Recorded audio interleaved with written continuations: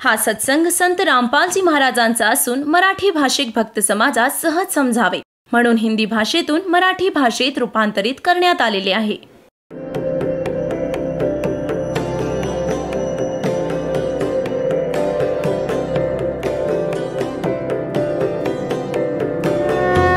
और ज्ञान सब ज्ञान डी कबीर ज्ञान सो ज्ञान और जैसे घोड़ा तोब कायम करता चले मैदान. जगद्गुरु तत्वदर्शी संत रामपालजी महाराजांचे अमृत वचन सर्व पवित्र धर्मांच्या व पवित्र शास्त्रांच्या आधारावर. आणि परमात्म्याला ओळखण्यासाठी आम्हाला कोणते पुरावे स्वीकारावे लागतील? सगळ्यात आधी आपले सद्ग्रंथ. आपले सद्ग्रंथ कोणते आहेत? पवित्र हिंदू धर्मातली जी नावं लिहिली गेली आहेत, पवित्र चारही वेद, ऋग्वेद, यजुर्वेद, सामवेद, अथर्ववेद, पवित्र श्रीमद भगवद्गीता, पवित्र 18 पुराणे, यानंतर जे उपनिषद आहेत ना, ते तर कोणी ऋषी वगैरे ऋषी विशेषांच्या आपल्या अनुभवाच्या कथा आहेत. ती वेद आणि सद्ग्रंथांशी मेळ खात नसेल तर ती त्याच्या घरची आहे, आपण ती घ्यायची नाहीये. दुसरं असं, हे पवित्र वेद, पवित्र श्रीमद भगवद्गीता, पवित्र पुराण हे हिंदूंचे नव्हते, मानव जातीसाठी आहेत. त्यानंतर विभाग वाटले जाऊ लागले, तर मग जसं पूर्वीच्या काळी आपसात कापलेली क्षेत्र होती, जसं समुद्र पार करून मग अमेरिका हे जे USA म्हणतात ज्याला, ते वेगळे झाले होते या क्षेत्रापासून. तर मग तिथे मग काळ भगवानाने नंतर वेगळी झाली. आधी तर सिद्धीच होत्या. आधी असं तिथे जायचे, एक दुसऱ्याशी संपर्क करायचे, सिद्धीने जायचे. त्यानंतर ते क्षेत्र वेगळे झाले, तर काळाने पुन्हा जसं ईसा मसीहसारख्या, बाबा आदमसारख्या महापुरुषांना तिथे जन्म दिला, मग त्याने आपली थिअरी, स्वतःची थिअरी वेगळी शिकवली त्यांना. आणि त्यानंतर मग ही पुस्तकं बनली, जसं तोरात, जब्बूर, इंजील आणि मग हे कुराण शरीफ. तर हे जे असं वास्तवात पवित्र ग्रंथ आहेत, पुराणं आहेत आपली, ती मानव जातीसाठी आहेत. तरीही तर आपण ह्या सर्व सद्ग्रंथांना मान्य आहेत. हिंदूंना तर हे ग्रंथ मान्य आहेत जे दासाने आत्ता सांगितले. पवित्र चारही वेद, पवित्र श्रीमद भगवद्गीता, पवित्र पुराणे. उपनिषद तर वेगळी गोष्ट आहे, त्यांना विसरून जा. ते तर कोणा व्यक्तिविशेषाचा स्वतःचा जो अनुभव आहे, त्याने जसं ईश्वराला जाणलं त्याने तशी कथा लिहिली. ती वेद व गीता पुराणाची ताळमेळ करत नसेल तर ती ठीक नाही. आणि मग पुराण पण वेद आणि गीतेच्या निम्न स्तरावर येतात. तो श्री ब्रह्माजींचा ज्ञान अनुभव आहे. ब्रह्माजींकडून ऐकून इतर ऋषींनी जो आपला अनुभव आला ते मग 18 विभागात वाटले. वास्तवात मूळ शास्त्र आपले पवित्र वेद, पवित्र गीता आणि पवित्र सूक्ष्म वेद आहेत. ते कम्प्लीट इन ऑल रिस्पेक्ट आहेत, ऑल इन वन आहेत, जे गॉड गिव्हन आहेत, जे भगवान स्वतः देतो. ते वेद ते आहे खरं ज्ञान. त्या खऱ्या ज्ञानालाच खरं ज्ञान आपल्या अंतःकरणात सामावण्यासाठी, पटवण्यासाठी ह्या पुराणांचा, वेदांचा, गीतेचा आधार घेतला जातो की जे ज्ञान भगवान देतो ते ह्याच्याशी पण जुळतं.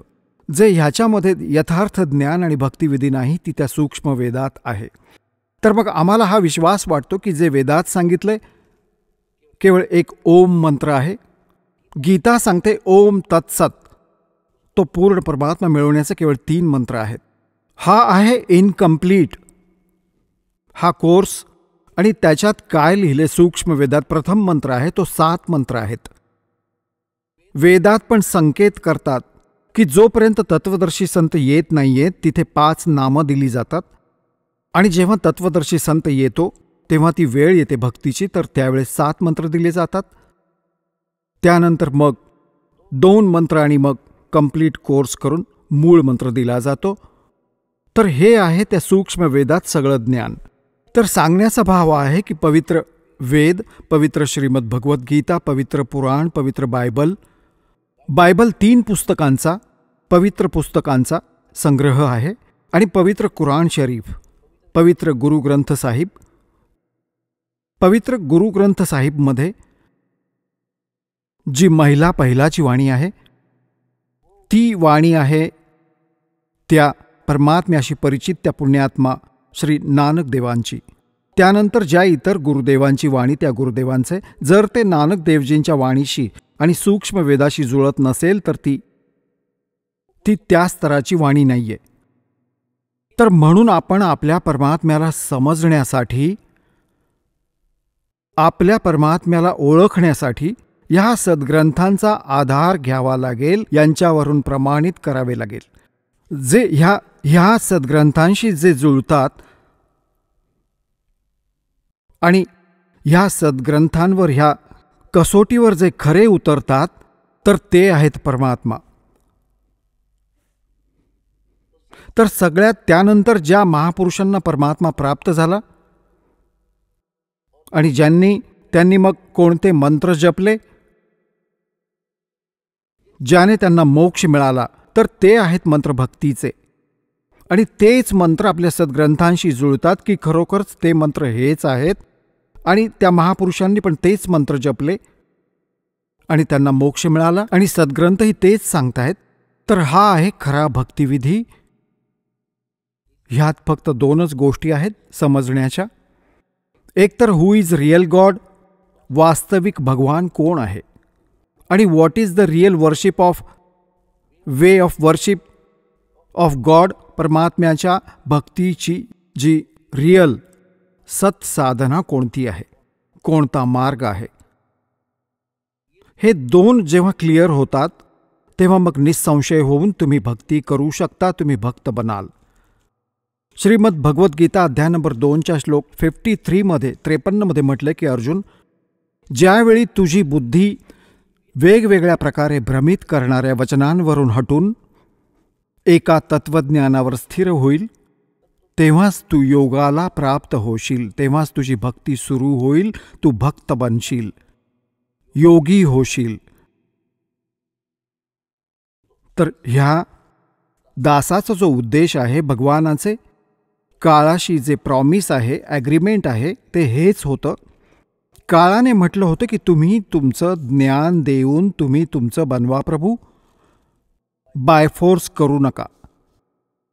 जो तुमच्या ज्ञानाला मानेल तो तुमचा झाला, जो माझ्या जंजाळात अडकेल तो माझा असेल. मी त्याला खाईन, नाचवेन, जन्ममृत्यूमध्ये त्याला फेऱ्या मारायला लावीन, त्यात अडथळा करू नका. परमात्म्याला तर माहीतच होतं की मी जर यांना घेऊन जाऊ शकतो एका सेकंदात पूर्ण विश्वाला, पण त्यांना तिथे जाऊनही पुन्हा तीच कुबुद्धी सुचेल, यांना पुन्हा पाठवावं लागेल मला. तर आधी तिथे नेण्याच्या योग्य बनवलं जाईल तुम्हाला इथून, तुमचे भक्तिकर्म वाढवून, तुमच्यात साधुता पण आणून, तुमच्यात विशेष तळमळ निर्माण करून, ते खरं ज्ञान सांगून, तुमच्यात विशेष तडफ तयार करून, तुमची एकमेव ओढ सतलोकात जाण्याची असेल तेव्हा तिथे जाल.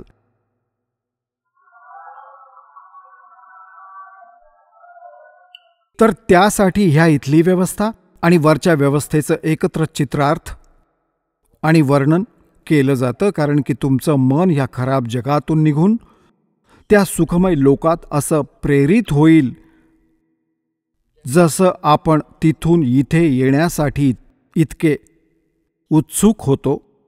इतकी उत्सुकता, इतकीच प्रबळ प्रेरणा इथून तिथे जाण्याची व्हावी.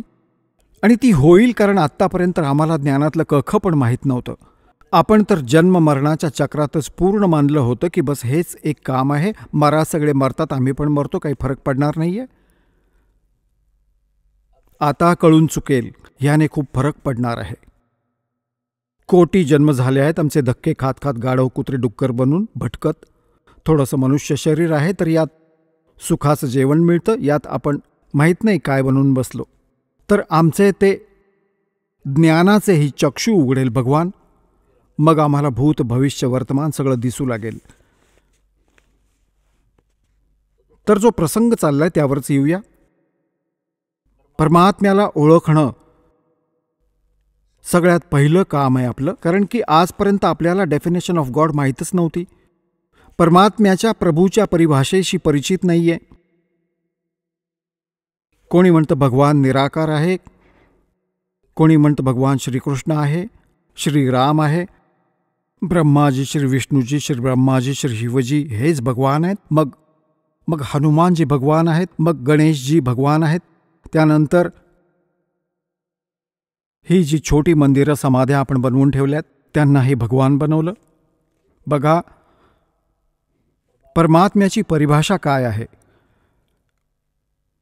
परमात्म्याची व्यवस्था अशी आहे, जसं इथे तुम्ही बघता अधिकारी आहे, कर्मचारी आहे, अधिकारी आहे, आणि मग मंत्री, मुख्यमंत्री, पंतप्रधान हे सर्व साहेब म्हटले जातात.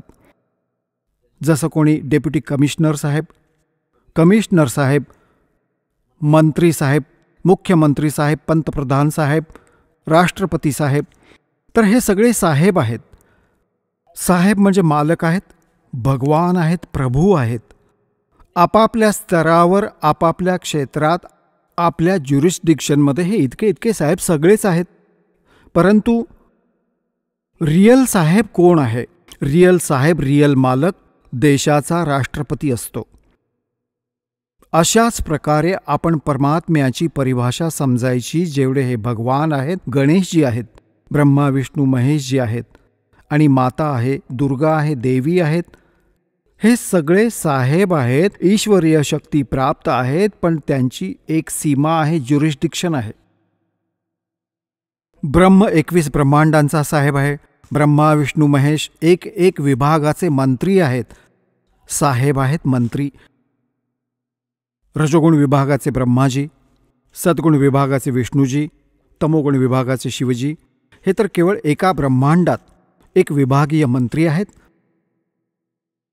आणि यांचा पिता जो ब्रह्म आहे, जिथून गोष्ट सुरू झाली की ब्रह्म क्षरपुरुष हा पण स्वतःला भगवान मानतो. हा केवळ 21 ब्रह्मांडांचा प्रभू आहे, स्वामी आहे, ब्रह्म आहे. हा पण नाशवान, ह्याच्या अंतर्गत असलेले सर्व प्राणी सर्व नाशवान, ब्रह्मा विष्णू महेशपर्यंत नाशवान. त्यानंतर ब्रह्मच्या पुढे परब्रह्म. परब्रह्म म्हणजे नेक्स्ट गॉड, पुढचा मालक. त्याला अक्षरपुरुष सुद्धा म्हणतात. हा 7 शंख ब्रह्मांडांचा प्रभू आहे, स्वामी आहे, साहेब आहे. ह्याच्यावरती आहे मग पूर्ण ब्रह्म, परमक्षर ब्रह्म म्हणजे सत्साहेब. तो असंख्य ब्रह्मांडांचा प्रभू आहे, असंख्य ब्रह्मांडांचा मालक आहे, इन्क्लुडिंग अक्षरपुरुष अँड क्षरपुरुष. ह्या सगळ्यांच्यावर मालक आहे. तोच वास्तवात पुरुषोत्तम आहे. त्यालाच वास्तवात परमात्मा म्हटलं जातं. श्रीमद भगवद्गीता अध्याय नंबर 15 श्लोक 16 आणि 17 मध्ये 3 पुरुष स्पष्ट सांगितले आहेत. क्षरपुरुष हा 21 ब्रह्मांडांचा मालक, हा ब्रह्मकाळ आहे. 7 शंख ब्रह्मांडांचा मालक आहे तो अक्षर पुरुष आहे, ज्याला परब्रह्म पण म्हणतात. ह्या दोघांचे जेवढे पण प्राणी ह्यांच्या अंतर्गत सर्व नाशवंत आहेत, आणि हे स्वतः पण नाशवंत आहेत. गीता अध्याय नंबर 15 श्लोक 17 मध्ये म्हटले की उत्तम पुरुष तू अन्य परमात्मा इति उदारता य लोकत्रायम आविश्य विभर्ती अव्यय ईश्वर. वास्तवात उत्तम पुरुष, श्रेष्ठ भगवान तर ह्या दोघांपेक्षा वेगळा आहे, क्षरपुरुष आणि अक्षरपुरुषाहून, आणि त्यालाच परमात्मा म्हणतात. अय होय पुण्यात्म्यांनो, जिथे हा असा अन्याय होतो, तुम्ही काश्मीरमध्ये बघताय काय स्थिती झाली आहे. ज्या घरांना चिकटून बसले होते त्यांच्या छतावर बसून जीवाची रक्षा मागतायत, आणि त्यांना उचलून बाहेर काढलं जाते. डोकावून पण बघत नाहीत त्या घरांकडे, फक्त आपला जीव दिसतोय, कुठे 2 तुकडे मिळावेत. तर पुण्यात्म्यांनो, अशा वाईट लोकात ह्याला आपण परमात्मा म्हणू शकतो जिथे आपण राहतोय.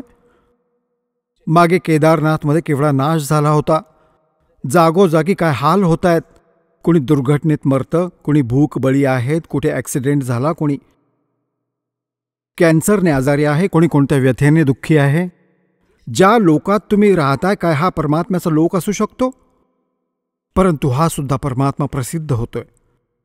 आता ह्या गीता अध्याय नंबर 15 श्लोक नंबर 17 मध्ये स्पष्ट केले की त्याला परमात्मा म्हणतात. परम आत्मा, श्रेष्ठ आत्मा.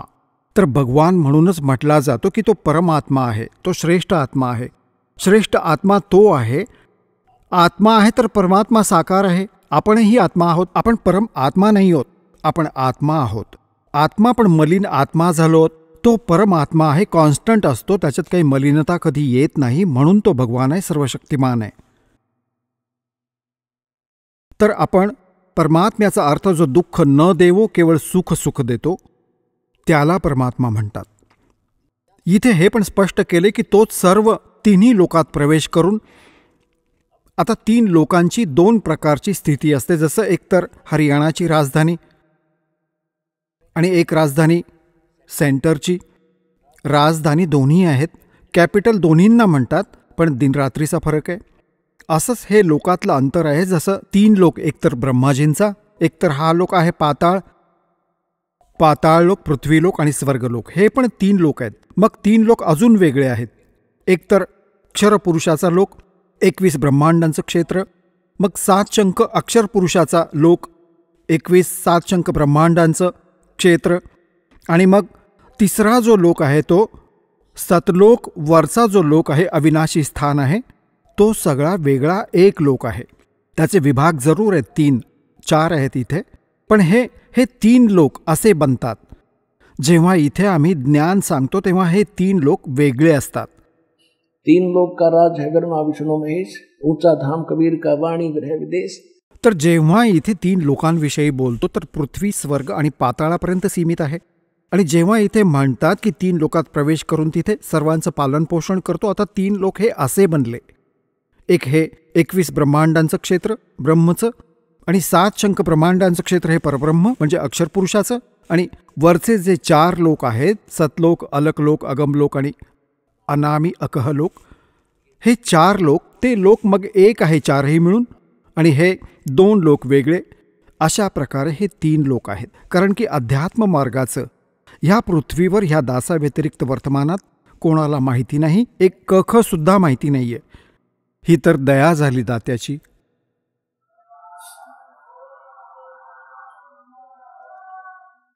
हे सगळे आपापले ढोल वाजवत आहेत.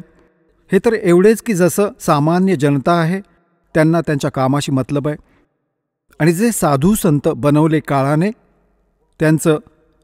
त्यांचा नाईलाज आहे सद्ग्रंथांना वाचून त्यांना मूर्ख बनवण्याचा. तर त्यांनी जे उलटसुलट सांगितलं, श्रद्धाळूंना काय माहीत हे टीचर, आता विद्यार्थ्यांना काय माहीत टीचर 2-6 चुकीचं शिकवतायत. ते तर 2-6 फक्त ऐकवायचे, 2-6 पाठ करून टाकलं, आता 2-6 झालं. आता जर 2-4 सांगितलं तर आवडत नाही त्यांना, कारण हजारो वर्षांपासून हेच ऐकतायत 2-6. पण 2-4 तर 4च राहणार, कधी ना कधी स्वीकार पण होईल. तर कबीर भगवान आहे, कबीर परमात्मा आहे. हे ब्रह्मा विष्णू महेश तर 2-6 शिकवून ठेवलंय. हे भगवान नाही आहेत, हे 2-6 नाही, 2-4 कबीर साहेब आहेत. तर सांगायचा भाव आहे की पुण्यात्म्यानो, ज्ञानानेच ज्ञान मिळतं. ज्ञान आम्हाला मिळालं नाही, सद्गुरू आम्हाला मिळाला नाही, सत्संग आम्हाला ऐकायला प्राप्त झाला नाही, तर अज्ञानाचं गाठोडं बांधून ओझं लादून फिरत होतो जी, आता ती उचलून फेकायची आहे. ही उचलायची आहे भगवानवाली आपल्याला. ही आपल्याला सदा सुखी करेल. परमात्म्याला सगळ्यात आधी आपण परमात्म्याला ओळखायचं आहे, आणि जोपर्यंत आपल्याला ज्ञान नसेल तर आपण कसे पुढे जाणार. तर हे सिद्ध झालं की परमात्म्याची परिभाषा ही इतकी बनली, 2 अक्षरात सहजपणे लक्षात आलं तुमच्या. 10 मिनिटांचा सत्संग आहे, ज्ञान समजायला जो इच्छितो तो समजेल एवढीशी गोष्ट आहे. सद्ग्रंथ तुमच्याकडे आहेत, अध्याय श्लोक दास सांगतोय आणि दाखवतोय सुद्धा वेळोवेळी.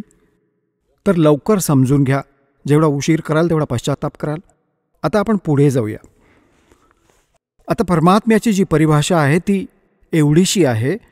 तर आता आपण या सद्ग्रंथातून ओळखायचं आहे की कोण आहे तो समर्थ, तो परमअक्षर ब्रह्म कोण आहे,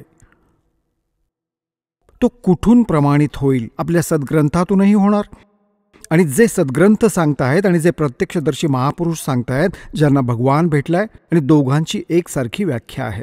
तर he is God, he is complete God, he is supreme God. तोच आहे तो पूर्ण परमात्मा, तोच आहे वास्तवात भगवान. श्रीमद भगवद्गीता अध्याय नंबर 16 श्लोक नंबर 23-24 मध्ये स्पष्ट केले की अर्जुन, शास्त्रविधीचा त्याग करून जे मनमानी आचरण, मनमानी मंत्रजप करतात, साधना करतात, ते व्यर्थ आहे. ना तर त्यांना कोणती सिद्धी प्राप्त होते, ना कोणतं सुख होतं, ना त्यांना गती मिळते. ह्याचसाठी तर आपण भक्ती करतो, तिन्ही गोष्टी मिळाव्यात.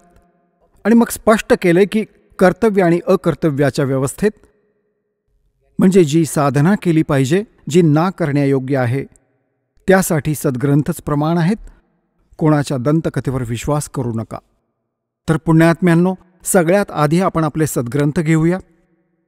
ते सद्ग्रंथ जे सांगतात आणि मग नंतर ज्या महापुरुषांना आपण मोक्ष मानतो, गुरु नानक देवजी जे शीख धर्माचे प्रवर्तक आहेत, शीख गुरु नानक देवजी, ह्यांना जगात असं कोणी म्हणणारा नाहीये की यांना परमात्मा भेटला नाहीये. इतर कोणाला आपण मानू ना मानू, कारण की खूप कमी परिचित आहे त्या महापुरुषांच्या बाबतीत ज्यांच्या विषयी दास यांची शुभनामे सांगतो. जसं आदरणीय धरमदास साहेबजी. आदरणीय धरमदास साहेबजी यांच्यापासून कबीर पंथ सुरू झाला आणि कबीर पंथ पण आपल्या पवित्र कबीर सागरपासून आज बिलकुल परिचित नाही. त्यात सांगितलं काय आहे. आता सगळ्यात मोठी समस्या दासासमोर ही आली आहे की कबीर पंथात माझा जन्म झाला. जन्माचा अर्थ हा नाही की जन्मापासून मी कबीरपंथी होतो, नाही. अध्यात्म जन्म माझा कबीर पंथात झाला. गरीब दासवाल्या पंथात. गरीब दासांचा पंथसुद्धा कबीर पंथ म्हटला जातो. जेव्हा दासाने आदरणीय गरीबदास साहेबजींची जी वाणी वाचली, बघितलं आणि जे गरीबदास पंथाचे लोक साधक जे साधना करत होते त्यांचा फरक पाहिला, डोकं फिरायचं की हे मानावं की यांच्या लोकवेदाला मानावं. एवढं ज्ञान त्यावेळी नव्हतं.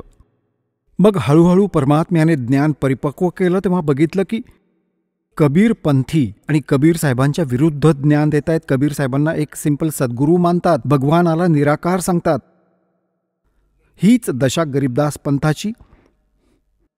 एक माझे गुरुदेव सोडून गरीबदास पंथात मी कोणी संत नाही पाहिला जो ठीक भाषा बोलतो आणि अनुकूल कथा आणि अनुकूल ज्ञान देतोय. त्यानंतर मग गीता आणि वेद, कारण की यात आपला जन्म बाय बर्थ आपण तिथे होतो. एकतर आई वडिलांपासून जन्म झाला तेव्हापासून हिंदू धर्मात आणि ब्रह्मा विष्णू महेश आणि या सद्ग्रंथात जन्म झाला. आता त्या गीता वेद आणि पुराणांना बघितलं तर आमचे धर्मगुरू आमच्या समाजात जे चालू होतं लोकवेद आणि दंतकथा आणि साधना, त्याच्या पूर्ण विपरीत. आता एवढा मोठा पर्वत उभा राहिला की कशी कुठून सुरुवात करायची यांना समजवायला. आणि कोणाला असं म्हटलं की तुझी साधना चुकीची आहे तर तोंड फिरवतो, दूर जातो, बोलत पण नाही आणि शत्रू बनून उभा राहतो. तर परमात्म्याचं वचन होतं म्हणून आज हे सफल झालं.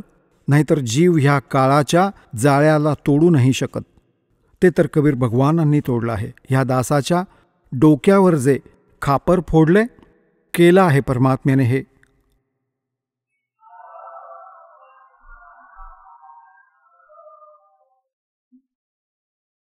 आता परमात्म्याची थोडीशी ओळख सांगू, कारण की परमात्म्याला जाणण्यासाठी तर ऋषींनी संपूर्ण आयुष्य पणाला लावलं तरीही लक्षात आलं नाही त्यांच्या. त्याचं कारण काय होतं? वस्तु कहाँ खोजे कहाँ, किस विद लागे हाथ, एक पलक में पाइयो, खोजी ले लो हाथ. एक शेठ होता.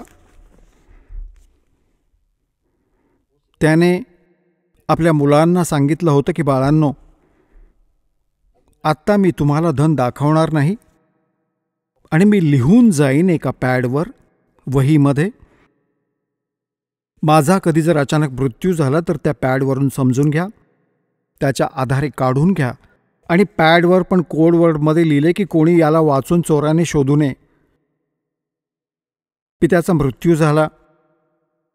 मुलांनी मग काही दिवसांनंतर क्रियाकर्म करून बघितलं की पिताजी धन खूप आहेत म्हणायचे आणि पॅडमध्ये लिहिलंय म्हणायचे. पॅड बघितलं, वही बघितली, त्यात लिहिलेलं सापडलं की चांदणी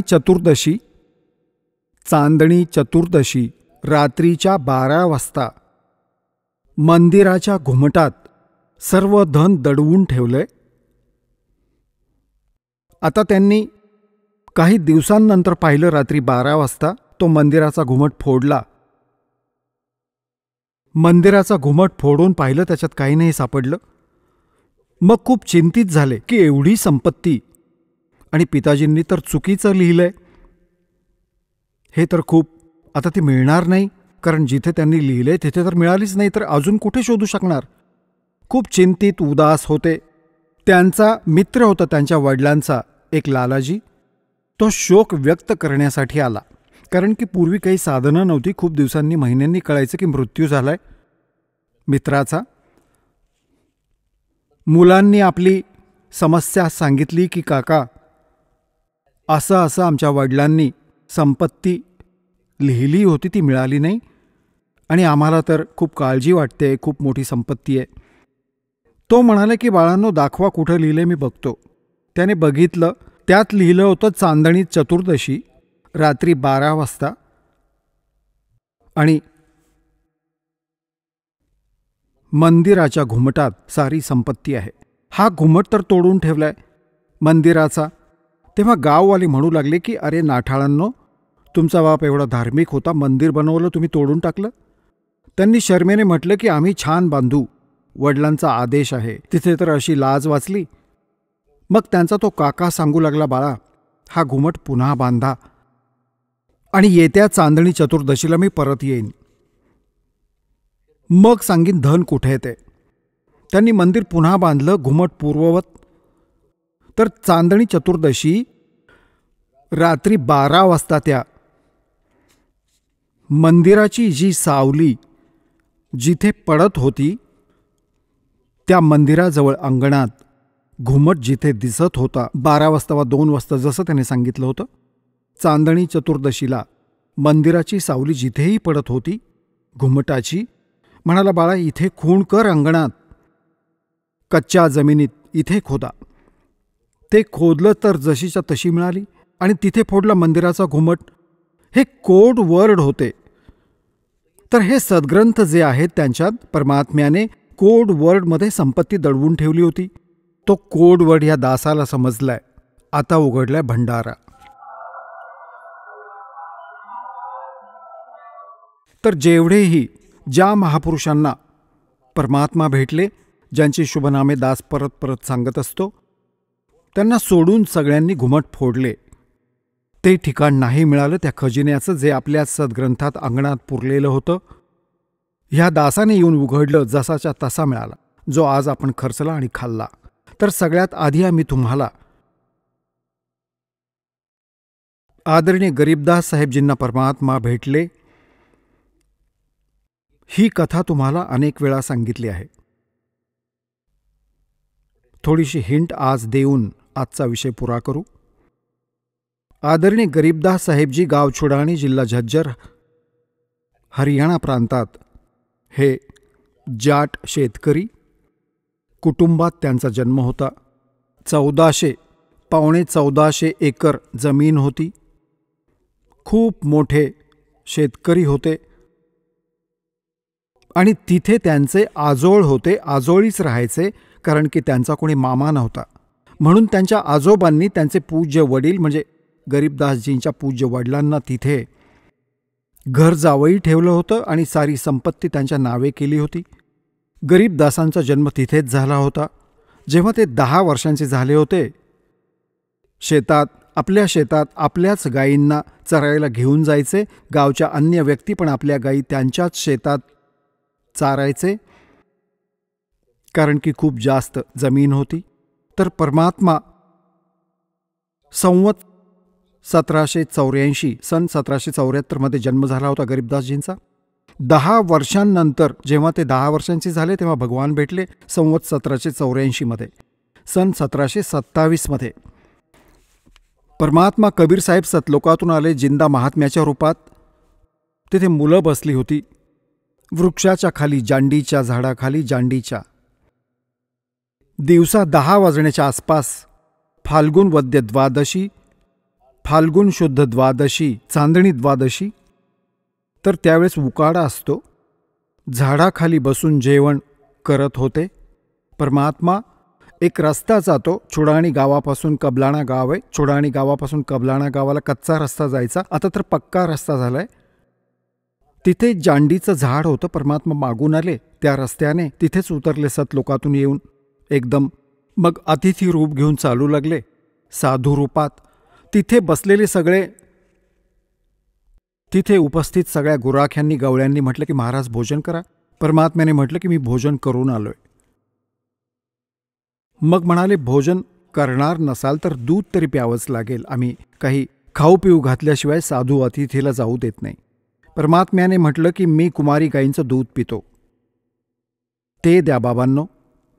ते म्हणू लागले गवळी की महाराज तुमची दूध पिण्याची नियत नाहीये, तुम्ही चेष्टा करताय.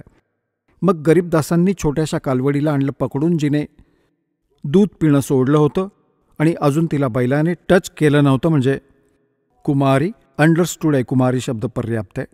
तिला घेऊन आले. परमात्मा म्हणाले, गरीबदासजी म्हणू लागले महाराज हिचं वासरू नाहीये, दूध कशी देईल. कबीर परमात्म्याने म्हटलं जिंदा महात्म्याच्या रूपात बाळा काही स्वच्छ पात्र आण, दूध काढायचं आहे. मातीचं भांडं होतं छोटंसं मडकं. गरीबदासजींनी म्हटलं की ह्याच्या खाली ठेव, बसून राहा.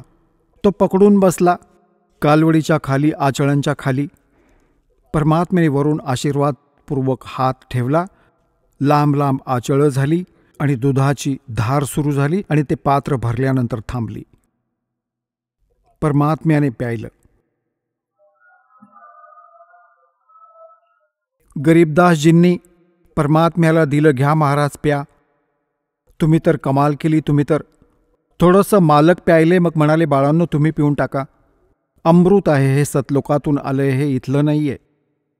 पण जे मोठ्या वयाचे एजचे जे गवळी होते, गुराखी होते, ते म्हणू लागले आम्ही नाही पिणार. कुमारी गाईचं दूध काढलं जादूटोण्याने, पापाचं दूध आहे, आम्ही नाही पिणार, आणि उठून निघून गेले. मग गरीबदासजी म्हणू लागले हे महाराज मज दासाला द्या आपलं, कधी मिळेल असं अमृत. कारण की म्हणतात चाणाक्ष बाळाचे म्हणतात पाळण्यातच पाय दिसू लागतात. तर लहानपणापासूनच त्यांच्यात ही प्रेरणा होती. परमात्मा म्हणाले घे बाळा अमृत पी, भक्ती करत जा. पुष्कळ ज्ञान दिलं. मग प्रेरणा झाली तर मंत्र दिला प्रथम 5 नामांचा. पुन्हा प्रेरणा झाली की सतलोक दाखवा दाता एकदा, म्हणजे विश्वास दृढ होईल. सतलोकात घेऊन गेले, पुन्हा आणून सोडलं. परमात्म्याशी परिचित होऊन त्यानंतर गरीबदास साहेबजींनी परमात्म्याचा महिमा, कबीर परमेश्वराचा महिमा कलम तोड सांगितला. काय सांगितलं? हम सुल्तानी नानक तारे दादू को उपदेश दिया, जात दुलाहा भेद न पाया वो काशी महे कबीर हुआ। अनंत कोट ब्रह्मंड का एक रति नहीं भारे, सतगुरु पुरुष कबीर हैं ये कुल के सर्जनहारे। गरीबदासजींनी फायनल केलं 2 वाणींमध्ये. जेव्हा कोणी समजणारा असतो पण असं मानलं की तो कबीर जो धाणक विणकर होता तो परमात्मा, नाही नाही नाही, हे नाही होऊ शकत. तर हा संपवण्यासाठी ते ज्ञान सांगितलं जातं. जसं लहानसं बालक असतं आणि ते वडिलांचा पेन घेऊन म्हणतं की बाबा हे काय आहे बाबा. वडील म्हणतात बाळा हे पेन आहे. तो म्हणतो हे पेन आहे, पेन आहे. तर ते करत करत तो ते ठेवून देतो. त्याला अविश्वास नसतो की वडील जे सांगतायत ते खोटं आहे, परंतु त्याची बुद्धी स्वीकार करत नसते की ते पेन कशाला म्हणतायत. हा जो आहे तो आता जेव्हा ते मूल मोठं होतं तेव्हा वडील म्हणतात पेन घेऊन ये बाळा मुली. तर धावत जातात मुलं आणि उचलून आणतात, घ्या बाबा पेन. तर आता ते समजदार झालेत. मिटलं. तर आता या संसारात आहे. कबीर साहेब भगवान तर हे आत्ता तुमच्यात पण आहे. कारण पहिल्यांदा जो येतो तो थोडा लगेच भक्त बनतो. पण जी दासाची मुलं झाली, नाम घेतलं, दीक्षित झाली मुलं आणि मुली, तर त्यांना अविश्वास नाहीये दासाच्या बोलण्यावर, परंतु अजूनही आहे. तर हा संपवण्यासाठी हा सत्संग ऐकवला जातो.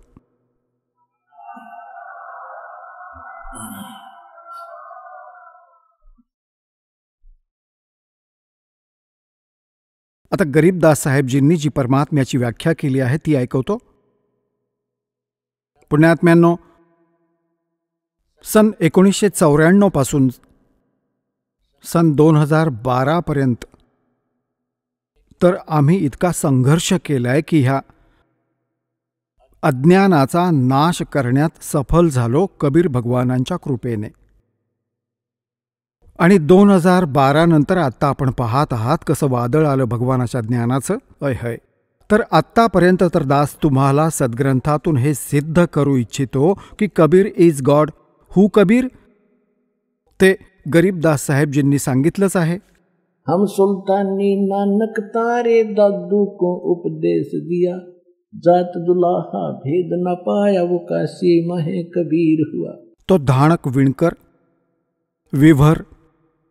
आता ह्या बरोबरच जसं आदरणीय नानक साहेबजींना भगवान भेटले, कबीर परमात्मा जिंदा महात्म्याच्या रूपात बेई नदीवरून त्यांना सोबत घेऊन गेले. दोघांनी एकदम उडी मारली, अंतर्धान केलं, सतलोकात घेऊन गेले आणि परत आणून सोडलं 3ऱ्या दिवशी. तेव्हा त्यांनी प्रत्यक्षदर्शी भगवानाला मग विणकर रूपात बघितलं. काशीमध्ये परमात्म्याने म्हटलं होतं की मी काशीत विद्यमान आहे. पुण्यात्मा तिथे एका विणकराची भूमिका पार पाडतोय. मग त्या नानक साहेबजींना विश्वास बसत नव्हता, त्यांचा संपत नव्हता की भगवान जो वर दिसला, साऱ्या ब्रह्मांडांचा मालक संचालक, एवढं सुंदर तेज झालं तिथे जाऊन, तो माणूस तो म्हणतोय की मी काशीत विणकर रूपात राहतोय, कपडे विणतो आणि कबीर माझं नाव आहे. तर नानक साहेबजी जेव्हा 3ऱ्या दिवशी परत आले तर 2 दिवसांनंतर त्यांनी पहिली उदासी म्हणजे प्रथम यात्रा, उदासी म्हणजे जगापासून उदास होऊन परमात्म्याचा शोध पृथ्वीवर करण्यासाठी पहिली यात्रा काशी बनारसची केली होती. जेव्हा तिथे जाऊन बघितलं, अरे खरोखरच ज्याला मी सचखंडात बघितलं होतं तोच बसलाय इथे हातमागाच्या जागी विणकर बनून. तेव्हा त्यांनी म्हटलं होतं, त्यांची वाणी नोंदलेली आहे गुरुग्रंथ साहिबमध्ये. गुरुग्रंथ साहिबच्या पान नंबर 34वर, तेरा एक नाम तारे संसार में एहो आस एह आधार. आणि म्हणतात, भाई सुरत मुल्क की वेश ए ठगवाड़ा ठगी देश, ये खरा सियाणा भवता बार, ये धानक रूप रहा करतार, धानक रूप रहा करतार. 721 पानावर लिहिलंय की एक अर्ज गुप्तम पेश तोदर कून करतार हक्का कबीर तो बेऐब परवरदिगार. सत कबीर, हक्का कबीर म्हणजे सत कबीर आणि निर्विकार परमात्मा. 721 731 पानावर लिहिलंय की नीच दात परदेसी खिन आवे तल जावे, अत्ता की संगत नानक रहंदा क्यों कर मुंडा पावे.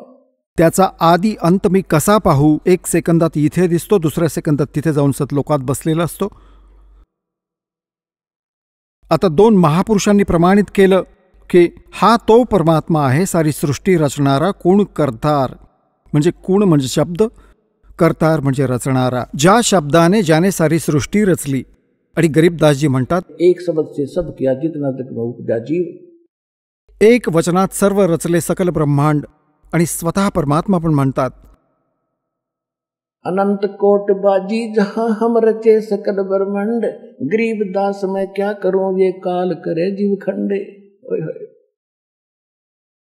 हम ही अलख अल्लाह है कुतुब गोस और पीर, गरीब दास खालिक धनी हमरा नाम कबीर. ए स्वामी श्रेष्ठा में श्रेष्ठी हमारे तीर, दास गरीब अधर बसू अवगत सत कबीर. दादू साहेबजींनी म्हटलंय की जिन मुझको निज नाम दिया सोए सतगुर हमार, दादू दूसरा कोई नहीं वो कबीर सत्यहार. असं मुलुकदासजींनी म्हटलंय, असं धर्मदासजींनी म्हटलंय, असं घिसादासांनी म्हटलंय आणि असंच स्वामी रामानंदजींनी म्हटलंय की दो ठोर है एक तू भया एक से दो, गरीबदास हंकार ने तुम आए हो मत दो. बोलत रामानंद जी सुनो कबीर करतार, गरीबदास सब रूप के तुम ही सर्जनहार. हे तर त्या महापुरुषांच्या वाणीने तुम्हाला प्रमाणित केलं की ज्यांना भगवान भेटला. आणि ह्याच्याच संदर्भात आता ही कथा सांगतो. जेव्हा परमेश्वर कबीरजी लीला करत, जसं परमात्म्याविषयी तुम्हाला अनेकदा सांगितलं आहे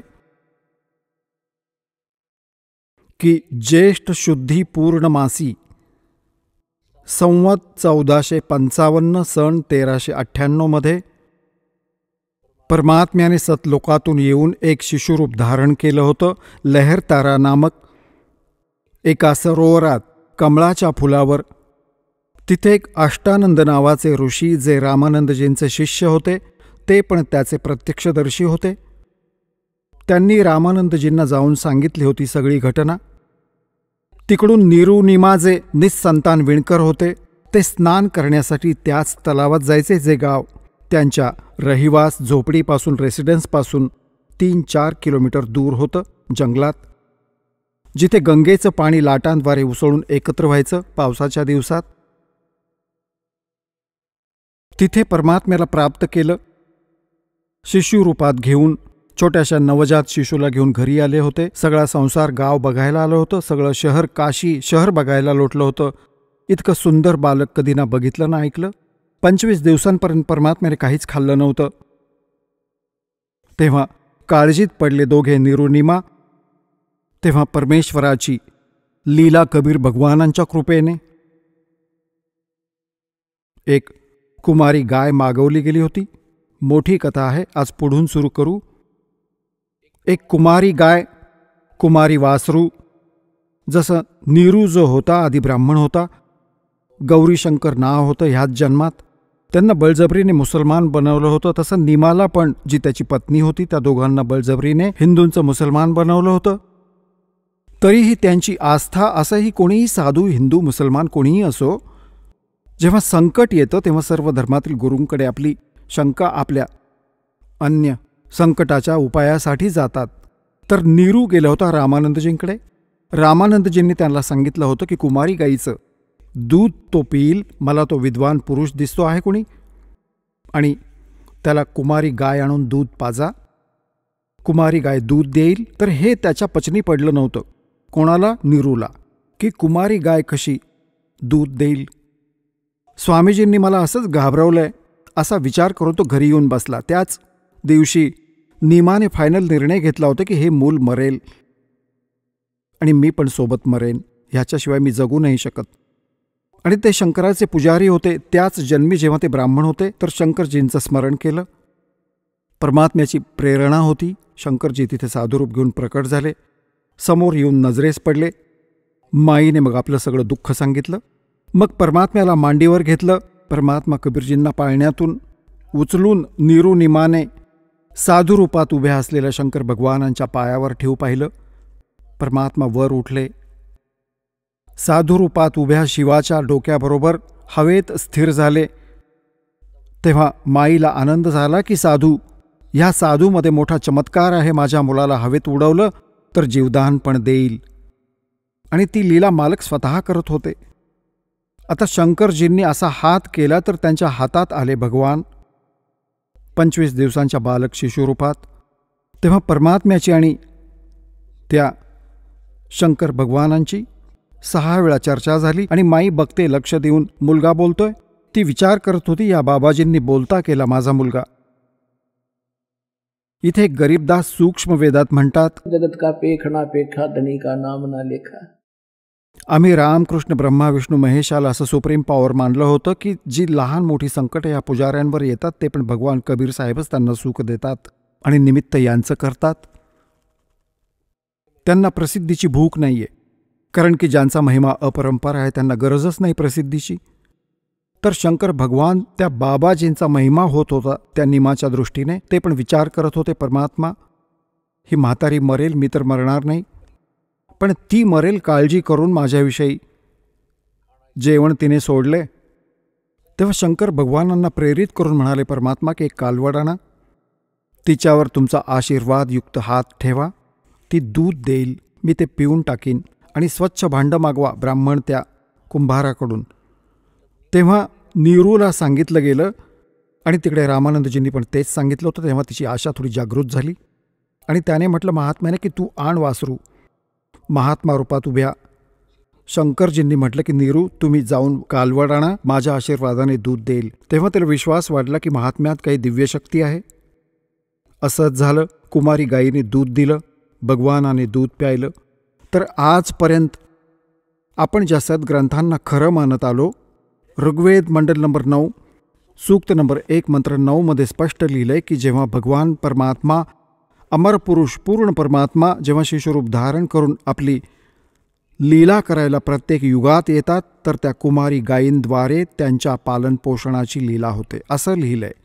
जे वेद सांगतात, तुम्हाला अनेकदा दाखवले दासाने, जेव्हा वेद सांगतात की भगवान अशी लीला करतात आणि ज्यांनी ही लीला केली आहे तर who is God? He is God. तर तो कबीर इज गॉड. कोण कबीर? हम सुल्तानी नानक तारे दादू को उपदेश दिया, जात दुलाहा भेद न पाया वो काशी महे कबीर हुआ. आता गरीबदासजींचे अमर बोल तुम्हाला ऐकवतो. आता पुण्यात्म्यांनो, जसं आत्तापर्यंत आपण जी पण कथा कहाणी ऐकत होतो, जे दास तुम्हाला आत्तापर्यंत ज्ञान सांगत राहिला, ते प्रमाण अजून देत राहिला, सद्ग्रंथांना समोरासमोर करून तुम्हाला ह्या स्तरावर आणलं आहे की आता जी दास मालकांची वाणी वाचून दाखवेल की तुमचा त्यावर पूर्ण विश्वास बसेल. जर आधी मी ही कथा वाणी सांगितली असती तर तुम्ही मन मारून बसला असता की हे कसं होऊ शकतं, हे होऊ नाही शकत. तुमची कर्म ही बिघडली असती. भक्ती नाम घेतल्यानंतरही जर गुरुजींच्या बोलण्यावर अविश्वास असेल तर त्याच्यात तुमच्या नामात फरक पडतो. नाम कमजोर होतं, तुमची आस्था कमी होत गेली तर भगवानाची पण कृपादृष्टी कमी होईल. तर म्हणून दासाने आधी लागोपाठ 10, 12, 13 वर्षांपर्यंत एकच ध्यास घेतला, सगळे पुरावे दिले, सद्ग्रंथ दाखवले, कारण की तुम्हाला ABCD शिकवली भक्तीची. आणि आता ह्या योग्य झालात की ह्या गूढ रहस्यांना समजाल जी सद्ग्रंथात प्रमाणित आहेत.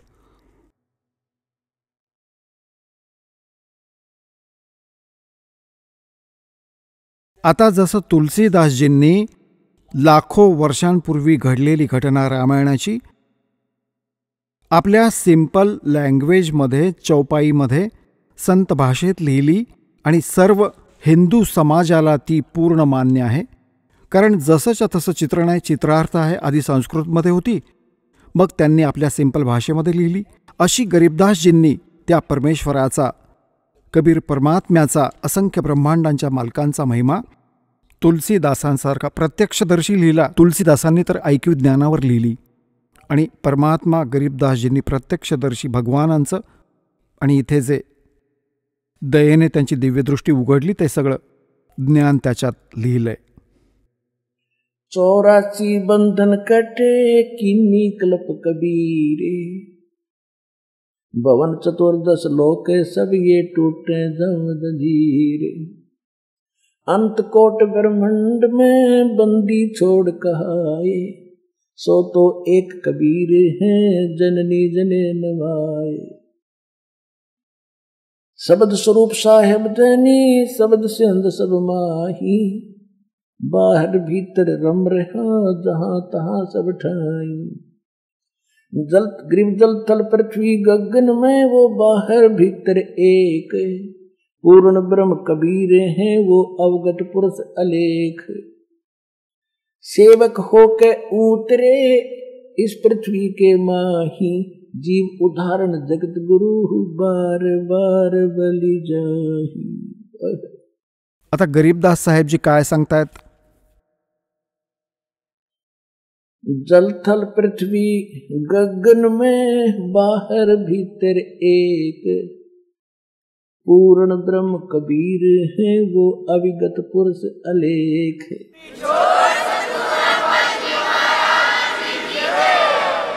चला आता आपण त्या श्रद्धाळूंचे अनुभव जाणून घेऊयात ज्यांनी जगद्गुरु तत्वदर्शी संत रामपालजी महाराजांकडून नामदीक्षा प्राप्त केलेली आहे, तसेच त्यांच्याद्वारे सांगितलेल्या भक्ती मार्गावर चालत आहेत. नमस्कार सच्चाहेब. आपलं नाव? माझं नाव विशाखा राजेश भावसार. आपण कुठून आलात? मी महाराष्ट्र राज्यातून धुळे जिल्ह्यामध्ये राहते. आपण काय शिक्षण घेत आहात? मी आता BCA सेकंड इयरला आहे. संत रामपालजी महाराजांची गुरुदीक्षा आपण कधी घेतली? मी 2013मध्ये संत रामपालजी महाराजांची दीक्षा घेतली आहे. संत रामपालजी महाराजांची गुरुदीक्षा घेण्या अगोदर आपण व आपला परिवार कोणती भक्ती साधना करत होतात? संत रामपालजी महाराजांची दीक्षा घेण्या अगोदर मी महादेवाला मानत होते. माझे वडील महादेवाचं पिंड बनवत होते, श्रीयंत्र बनवत होते आणि ते स्वतः एका गुरुपदावर होते. लोक त्यांचे पाया पडून शिवलिंग वगैरे घेऊन जात होते. तर अशा प्रकारे आमची ही साधना होती. जसं आपण सांगत आहात की आपले स्वतःचे वडील हे एक गुरुपदावर होते, तर ह्या स्थितीमध्ये असं असताना आपण संत रामपालजी महाराजांच्या ज्ञानाकडे कसे वळालात आणि आपण संत रामपालजी महाराजांची नामदीक्षा कशी घेतली? मी संत रामपालजी महाराजांची दीक्षा यामुळे घेतली की मला अगोदर जे प्रश्न पडत होते ते त्यांचे उत्तरं मला कधी भेटले नव्हते. तर ह्या सगळ्या प्रश्नांची उत्तरं ज्यावेळेला मी संत रामपालजी महाराजांची सृष्टीरचना ऐकली तर त्यातून मला हे सगळे उत्तरं भेटले की जसं की परमात्मा साकार आहे की निराकार, परमात्मा कुठे राहतो, कोणी पाहिलं आहे, परमात्माचे धाम काय आहे, परमात्मा कशा प्रकारे त्यांच्या इथे गती करतात, कशा प्रकारे ते इथे येतात, युगामध्ये येऊन कशा त्यांचे लाभ दाखवतात, अशा सगळ्या प्रश्नांची उत्तरं मला संत रामपालजी महाराजांच्या सत्संगामधून भेटली. जसं आपण सांगत आहात की संत रामपालजी महाराजांचे जे सत्संग आहेत त्या सत्संगातनं आपल्या मनामध्ये जे प्रश्न उडत होते त्या प्रश्नांची उत्तरे आपल्याला सत्संगाद्वारे मिळाले आणि आपण संत रामपालजी महाराजांची नामदीक्षा घेतली. तर जेव्हा आपण संत रामपालजी महाराजांची नामदीक्षा घेतली त्यानंतर आपल्याला व आपल्या परिवाराला काय काय लाभ प्राप्त झालेत? प्रथमच माझ्या घरामध्ये लाभ म्हणजे हा माझाच लाभ आहे की मला गाठ सांगितली होती, माझ्या ब्रेस्टमध्ये गाठ होती. तर त्या गाठीचं रूपांतर एका कॅन्सरमध्ये होत होतं. तर हे सगळं गाठ मला खूप त्रास देत होतं. ते मला चालू देत नव्हतं, मला व्यवस्थित राहू देत नव्हतं. त्या गाठीमुळे मला बसता येत नव्हतं किंवा व्यवस्थित खेळताही येत नव्हतं. त्यावेळेला मी खूप लहान होती, त्यावेळेला मी फक्त 13 वर्षाची होती. त्यावेळेला मला ही गाठ होती. तर ती गाठ निदान करण्यासाठी मी ज्या वेळेला आश्रमात गेले त्यावेळेला मी संत रामपालजी महाराजांना सांगितलं की माझ्या शरीरामध्ये अशा अशा प्रकारचा रोग झाला आहे मला. संत रामपालजी महाराजांनी सांगितलं की ही गाठ तुझी बरी होऊन जाईल. तर एवढं त्यांचं वचन ऐकताच ती गाठ बरी झाली आहे आणि आज मला त्या गाठीचा काहीही त्रास नाही. ज्या गाठीला मला ऑपरेशन सांगितलं होतं डॉक्टरांनी त्या गाठीला मला एकही गोळी घ्यावी लागली नाही. परमात्म्याच्या दयेने माझी गाठ अत्यंत बरी झाली आणि आज मी एक निरोगी स्वस्थ शरीर जगत आहे. त्याबद्दल शंका नाही आहे मला. या व्यतिरिक्त मला असं सांगायचं आहे की माझ्या घरामध्ये माझी बहीण आहे, तिला पॅरालिसिसचा अटॅक आला होता. तर तो पॅरालिसिसचा अटॅक पण तिचा बरा झाला. संत रामपालजी महाराज चरणामृतची बॉटल देतात तर त्या बॉटलद्वारे तिचा तो पॅरालिसिसचा अटॅक पण बरा झाला आहे. तसेच माझ्या मम्मीला थायरॉईडचा प्रॉब्लेम होता तर थायरॉईडचा प्रॉब्लेम देखील परमात्म्याच्या शरणमध्ये आल्यामुळे बरा झाला आहे. आणखी माझ्या वडिलांनाही डायबिटीजचा प्रॉब्लेम होता तर डायबिटीजचा प्रॉब्लेमसुद्धा पप्पांचा बरा झाला आहे. आता माझे वडील सगळं खातात, गोडधोड वगैरे सगळं खातात. ते त्यांना कुठलाही रोकटोक नसते खाण्याबाबत, सगळं खाऊ शकतात ते. जसं आपण सांगत आहात की संत रामपालजी महाराजांच्या शरणात आल्यानंतर आपल्याला जे शारीरिक स्वास्थ्य लाभलं त्याचप्रमाणे जे आपल्या शरीरामध्ये जी काही व्याधी होती ती पूर्णतः बरी झाली आणि पूर्णपणे आपल्या परिवाराला एक समृद्ध आणि निरोगी आयुष्य जगायला आज मिळत आहेत. तर मला असं विचारायचं आहे की आज आपण आपल्याकडे जर बघितलं आपण तर आपण एक युवा आहात आणि ह्या वयामध्ये आपण संत रामपालजी महाराजांची नामदीक्षा घेतली आणि आपण भक्तिमार्गात आहेत. या विरुद्ध जर आपण समाजामध्ये जर बघितलं तर समाजामध्ये आज युवा जो आहे हा भक्तीपासून वंचित आहे, त्याचा जो मार्ग आहे तो भरकटलेला आहे. तर अशा युवांना आणि या समाजाला आपण काय संदेश द्याल? मी आज या युवा वर्गाला एक संदेश देऊ इच्छिते की मी स्वतः एक मुलगी आहे आणि माझ्यासारख्या अनेक मुली या जगात राहतात. तर मी त्यांना हात जोडून विनंती करते की आज या समाजामध्ये स्त्रीला काही जास्त दर्जा दिला जात नाही. स्त्रीची जन्मताच हत्या केली जाते पोटामध्ये, त्याला आपण भ्रूणहत्या असे म्हणतो. तर स्त्रीला गर्भातच मारून तिच्याविषयी लोकांना म्हणजे आता त्या बापाला एवढं टेन्शन असतं की त्या मुलीला आपण कसं सांभाळणार, कसं मोठं करणार. तर हे सगळं टेन्शन परमात्म्याने दूर केलेलं आहे. आज माझ्या वडिलांना, आम्ही 2 बहिणी आहेत, एक माझ्यापेक्षा एक मोठी बहीण आहे. तर माझ्या वडिलांना संकट होतं की आम्ही 2 बहिणींचा ते सांभाळ कसे करतील. त्यांना हुंडा द्यावा लागेल त्यांच्या लग्नाला किंवा त्यांच्यासाठी खूप खर्च करावा लागेल असं माझ्या पप्पांना लहानपणापासूनच सतत टेन्शन असायचं. तर आज परमात्म्याच्या कृपेने संत रामपालजी महाराजांनी असा समाज बनवला आहे की आमचा हा नियमच असा आहे की हुंडा घ्यायचाही नाही आणि हुंडा द्यायचाही नाही. असा नियम आम्हाला परमात्म्याने टाकून दिल्यामुळे, संत रामपालजी महाराजांनी असा नियम टाकून दिल्यामुळे आज माझ्या वडिलांच्या डोक्यावरचा कैक लाखपटीने भार कमी झाला. माझ्या वडिलांना टेन्शनच नाही आहे कसलं, की आज ते सगळं परमात्म्यावर सोपवलेलं आहे त्यांनी, की जे करतील ते परमात्मा बरोबर करतील. आणि त्या पद्धतीने आज आम्ही इथे जीवन जगत आहोत. आणि हुंडारूपी राक्षसाला संत रामपालजी महाराजांनी अगदी नष्ट केलं आहे. तसेच माझ्यासारखे असे अनेक शिष्य आहेत की लाखोनी शिष्य परमात्म्यांचे संत रामपालजी महाराजांचे आहेत की ज्यांनी ह्या सगळ्या कुरीती सोडल्या आहेत आणि आज ते सत्यभक्तीला, सत्यमार्गाला लागले आहेत. आपण आज बघू शकतात की या जगामध्ये खूप अत्याचार चाललेत मुलींवरती. तर या अत्याचाराला आळा घालण्याचे काम संत रामपालजी महाराज करत आहेत. तर एवढ्या सगळ्या गोष्टी परमात्म्याने आपल्या सत्संगामध्ये सांगितलं आहे की तुम्ही जर तीळभर मांस जरी खाल्लं तरी तुम्हाला नरकामध्ये जागा भेटणार आहे. तुम्ही जर एखाद्या परस्त्रीकडे जर वेगळ्या नजरेने म्हणजे वाईट नजरेने पाहिलं तरी परमात्मा सांगतात की तुम्हाला त्याचं खूप पाप भोगावं लागेल, 70 जन्म तुम्हाला आंधळं व्हावं लागेल. तर परमात्मा सांगतात की तुम्ही त्या परनारीकडे अशा भावाने बघा की ती तुमची बहीण आहे, ती तुमची आई आहे, तर ती तुमची मुलगी आहे. अशा तुम्ही जर नजरेने जर बघितलं तर त्या स्त्रीमध्ये तुम्हाला तुमची आई असल्यासारखं भासेल किंवा बहीण असल्यासारखं भासेल. तर तुमच्यामध्ये ते वाईट संस्कार जडणार नाहीत. असा सभ्य समाज संत रामपालजी महाराज बनवत आहेत. असा समाज त्यांनी निर्माण केला आहे की जो समाज सगळ्यांना एक शिकवण देऊ शकतो आणि सगळ्यांना घडवून आणण्याचा प्रयत्न करू शकतो. जे शासन खूप आधीपासून करत आहे, जे सरकार खूप करत आहे, पण त्यांच्याकडनं हे शक्य नाही होते. ते परमात्मा फक्त एक 10 मिनिटाचं नामदान देऊन, त्यांना काही नियम सांगून परमात्मा ते फक्त 10 मिनिटात करून त्या भक्ताला असं बनवत आहेत की जो आज सगळ्या समाजाला सांगू शकतो की तो अशा पद्धतीने घडलेला आहे. आपण पण त्यांचं ज्ञान समजून घ्या, नाम घ्या, त्यांच्याकडनं दीक्षा घ्या आणि एक सुजाण नागरिकाचे जीवन जगा. कारण परमात्मा सांगतात की वाईट कर्म आपल्याला भोगावेच लागणार आहेत आणि जर आपण वाईट कर्म करू तर आपल्याला ते नरकामध्ये जाऊन भोगावेच लागणार आहे. पृथ्वी ऊपर पग जो धारे 1 करोड जीव दिन में मारे. तर आपण फक्त पृथ्वीवरती पाय ठेवल्यावरती आपल्याकडनं एवढे पाप होतात. जर आपण त्या पापांपासून जर आपल्याला जर सुटका पाहिजे असेल तर संत रामपालजी महाराजांची दीक्षा घेऊन आपण आपले जीवन सफल बनवा आणि परमात्म्या कृपेने सुखी जीवन जगा. जसं आपण सांगत आहात की संत रामपालजी महाराज एक स्वच्छ भारत निर्माण करण्यासाठी जे काही सतसाधना देत आहेत, त्या सद्भक्तीला जर एखाद्या व्यक्तीला ग्रहण करायचं असेल किंवा त्या व्यक्तीला ती नामदीक्षा, तो गुरुमंत्र घ्यावायचा असेल तर ती व्यक्ती तो मंत्र कसा घेऊ शकेल? संत रामपालजी महाराजांचं सत्संग चालू असताना स्क्रीनवरती काही नंबर फ्लॅश होत आहेत, तर त्या नंबरवरती तुम्ही कॉन्टॅक्ट करू शकतात. तिथून तुम्हाला नामदान सेंटरचा पत्ता भेटेल आणि तिथे जाऊन तुम्हाला नामदीक्षा ग्रहण करता येईल. निशुल्क नामदीक्षा असते, तिथे कुठल्याही प्रकारचे पैसे लागत नाही. धन्यवाद सतसाहेब.